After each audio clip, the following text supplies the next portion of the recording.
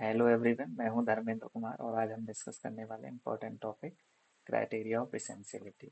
Nutrient is the major role for the plant growth, development and reproduction. इस पौधे को आप देख रहे हैं, इस पौधे के ड्राई मैटर को अगर आप लैब में एनालिसिस करेंगे तो आप पाएंगे अराउंड 90 एलिमेंट्स ऐसे हैं जो इस पौधे में पाए जाएंगे। 90 element are not present in all the plant, but 17 elements are present in the plants. Now you can see here criteria of essentiality. Nan and Stout carried out experiment on the essentiality of nutrient in tomato. तो इन्होंने nutrient में different combination tomato की crop पे use की और 3 criteria इन्होंने दिए। First criteria is the nutrient must be essential for the plant life cycle, for example nitrogen for protein synthesis and enzyme.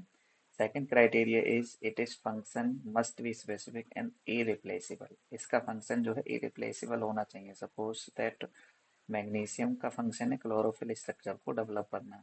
अगर मैग्नीशियम के प्लांट्स में डेफिशिएंसी हो जाती है तो क्या उस डेफिशिएंसी को पोटास द्वारा पूरा किया जा सकता है? तो आपका आंसर होगा नहीं, क्योंकि पोटास द्वारा क्लोरोफिल स्ट्रक्चर को डेवलप नहीं किया जाता। तो कहना है कि जिस न्यूट्रिएंट की डेफिशिएंसी हो रही है उसी न्यूट्रिएंट्स के द्वारा उस डेफिशिएंसी को पूरा किया जाए। Last one is the nutrient must be directly participate in plant metabolism. Phosphorus in ATP synthesis. Phosphorus का क्या वर्क है कि वो एनर्जी ट्रांसलोकेटेड में हेल्प करता है। तो these are 3 criteria for plant essentiality. तो अगर इनको क्लासिफाई करें तो मैक्रोन्यूट्रिएंट्स की संख्या 9 है and next one is micronutrient, इनकी संख्या 8 है। And some are beneficial nutrient, silicon, cobalt, selenium, sodium. कुछ बुक्स में आपको सेलेनियम की जगह वेनेडियम भी देखने को मिल जाएगा। तो कहीं कहीं अगर वेनेडियम दे रहे हैं तो वो भी ठीक है, बट सेलेनियम एंड वेनेडियम दोनों एक साथ देखने को नहीं मिलेंगे। एनपीके की अगर मैं बात करूं और डीपली क्लासिफाइड करेंगे तो एनपीके को पाएंगे इनको प्राइमरी न्यूट्रिएंट की कैटेगरी में रखा जाता है। कैल्शियम मैग्नीशियम को सेकेंडरी न्यूट्रिएंट्स की कैटेगरी में रखते हैं।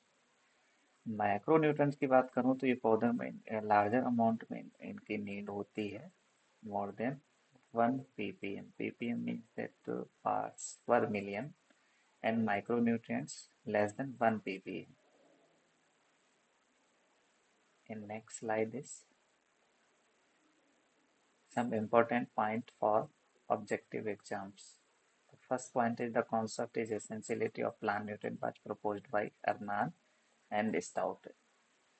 ये एग्रीकल्चर वन डे एग्जाम्स में बहुत बार पूछा जाता है, तो एग्जाम पॉइंट ऑफ व्यू से आपके लिए बहुत ज़्यादा इम्पोर्टेंट हो जाता है। तो इन्होंने अरनान ने अपने क्राइटेरिया को 1945 में रीडिफाइन किया था। इन्होंने खुद अपने क्राइटेरिया को रीडिफाइन किया था, तो इसको भी आप याद रखेंगे, ये भी बहुत इम्पोर्टेंट है।